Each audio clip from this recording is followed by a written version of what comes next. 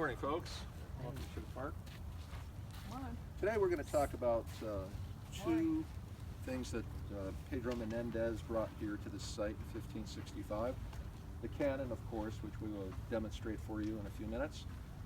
But I like to talk about something else he brought here, the crossbow. The Spaniards called him ballista. The crossbow was, he brought 30 of them, the records indicate. Of course, what he brought were larger war bows. This is the smallest, this is a little hunting bow, but it is of a Spanish design, very graceful. The reason he brought crossbows here, well, he had 800 people he brought, so food was an issue. Plus, he brought them as a backup weapon, just in case. But by 1565, the crossbow was really old-fashioned, kind of obsolete.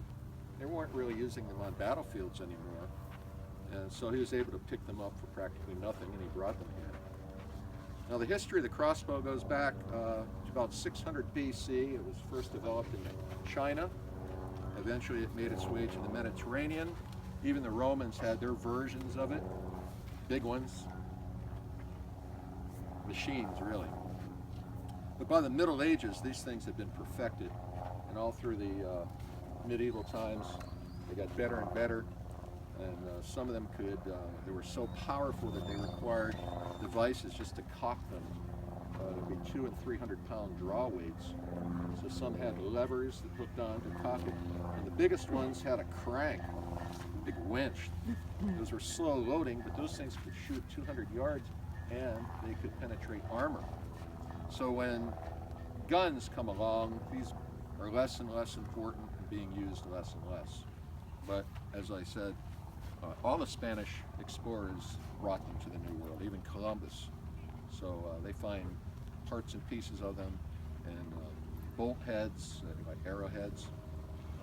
So we know they used a lot of them. They're pretty simple devices. When they first showed up on in Europe, the knights hated these things because the knights were elite mercenaries. They trained their whole life to fight, and they paid for their own weapons. When these show up, you could take peasants out of the field and in a few weeks train them to be very efficient with them. So whole armies were armed with these things, and the knights were less and less important. And they have something to do with why they disappeared. They're pretty simple. It's just really a piece of wood that has a Z-shaped piece of metal in it that when you operate it, it just releases what was known as the nut, which would be usually a carved horn or bone, and that released the bow string. Now this is a small one, so it can be cocked by putting your foot in the stirrup, which I will do. I didn't do anything.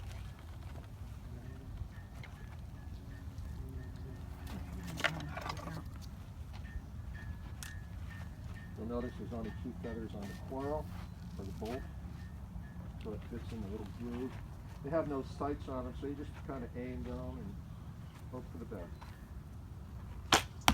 Hey. Do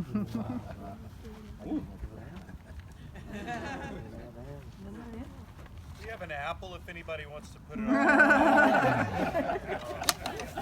Or do we run out of apples, Bob? Yeah, we just have some grapes.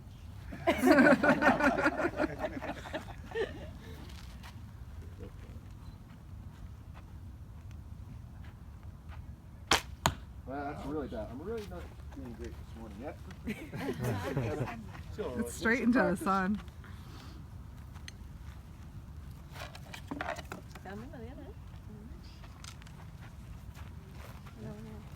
You are a little rusty.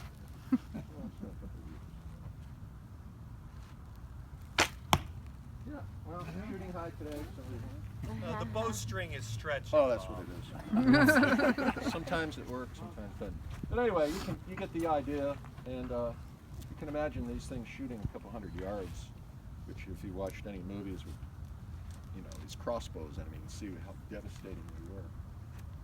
Well, now we're going to get into what you really came to see and hear about, is the cannon.